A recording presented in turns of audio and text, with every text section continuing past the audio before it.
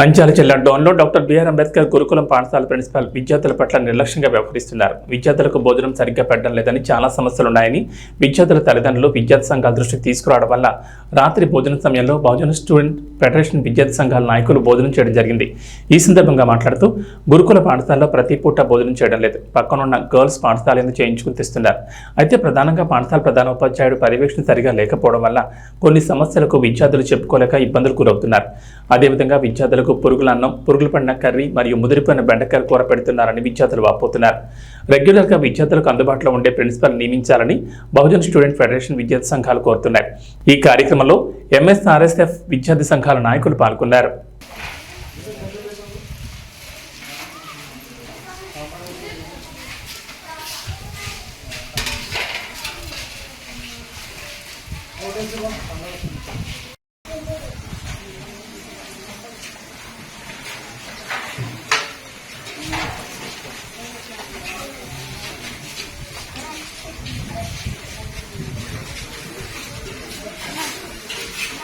అన్నం ఎవరు పెడతారు బాబు? పెట్టండి అన్నం.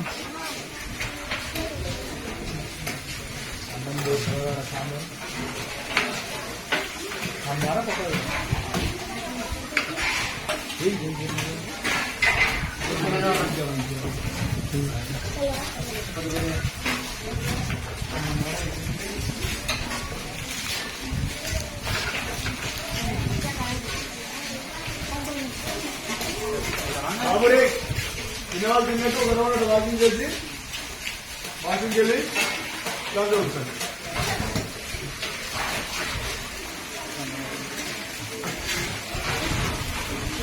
ఇంకెందుకు చెప్తున్నారు కదా అప్పటి నుంచి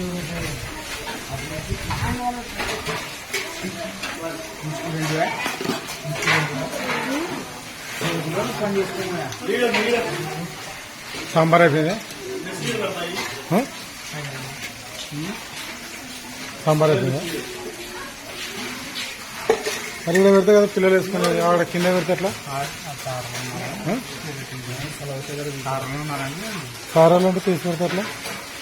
ఎక్కువ చేసుకోవాలా?